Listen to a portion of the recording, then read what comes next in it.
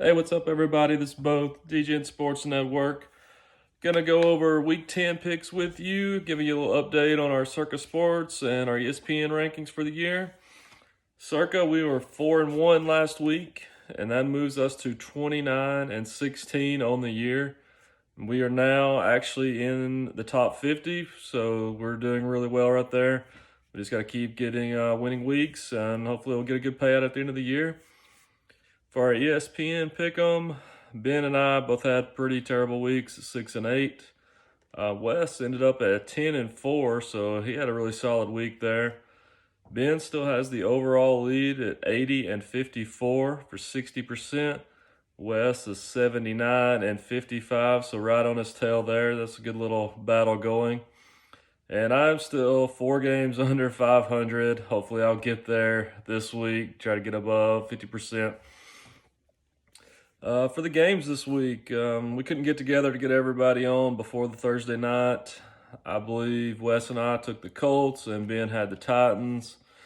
A weird money movement in that game. Titans opened at 2.5, but the Colts ended up closing as a favorite or -1. So we jumped on the Colts there when we saw that steam. First game on Sunday we got is the Texans at the Browns. Browns -3.5. Looks like they're going to get Chubb back. Hopefully Baker Mayfield's going to play decent. This game's going to be really windy. I think they're giving like 20-mile-per-hour winds. Browns just played a really windy game against the Raiders at home. Texans used to the dome and the good weather, so I think I'm going to go with the Browns here at the -3.5. Bad number, but I like them here. Next up, we have the Washington, whatever they are now, against the Lions. You got to watch this one because Stafford is in concussion protocol. If he is playing, that number lines 3.5 on Circa, 4.5 on ESPN.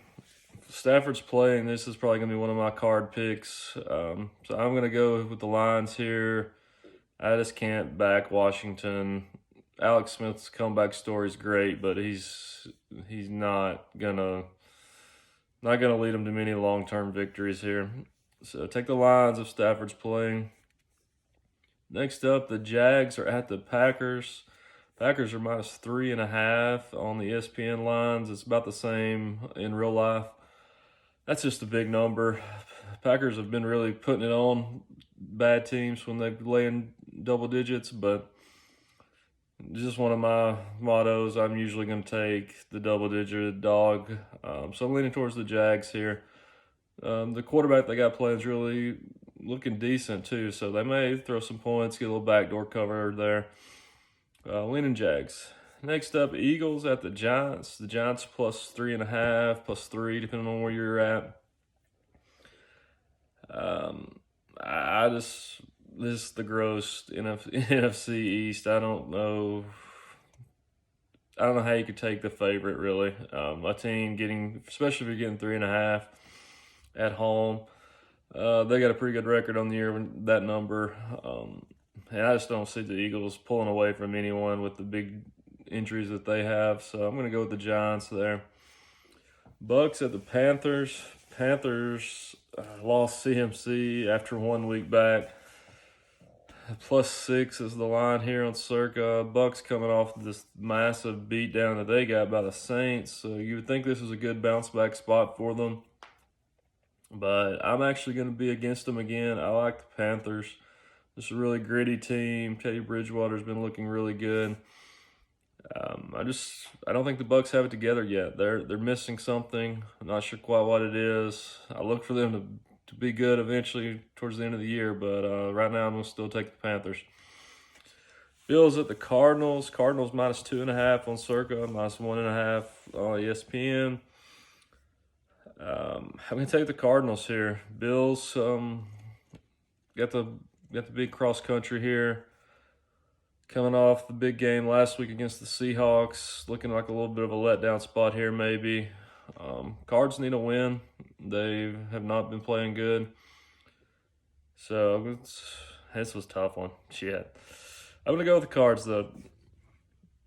Next up, Broncos at the Raiders. Broncos are just so hard to predict. They do nothing the first couple of quarters, and then all of a sudden they're there in the fourth. But I don't know if I can lay them here with the +4 against the Raiders.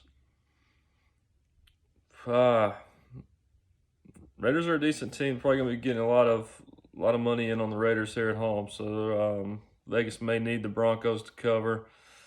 That's the only thing keeping me on them. So I'll take the Broncos as much as I hate to. This next one is the Chargers at the Dolphins. Dolphins -1.5 on Circa, 2.5 on ESPN lines. I'm going to take the Dolphins. Their defense has been unreal. I know that can't be sustained, but I didn't think it could be last week either, and they got the big win against the Cardinals. The Chargers are a team I really like, but they've cost me, probably letting my emotions that I like them get involved a little too much. But their quarterback looks good, but their coach is just not an efficient coach. He doesn't make good play calls. He doesn't manage the clock well. So I just can't back them here. I'm going to take the Dolphins at home to extend their win streak that they haven't seen in forever. Next up, we've got the Bengals against the Steelers. The Steelers coming off the close win last week. Also, you got Big Ben is in the COVID protocol or whatever testing, so he could possibly be out. The divisional game here, I like the Bengals. Is that +7 number? I think they can keep it close. Steelers tend to not blow people out. They just kind of hang around. They eventually kind of put you away and seal the deal. But I think the Bengals going to keep this one close. Maybe Steelers win by a touchdown. But hopefully you can get that 7.5 and you'll still win. Next up, Seahawks at the Rams. Rams are -2.5 on the Circa lines.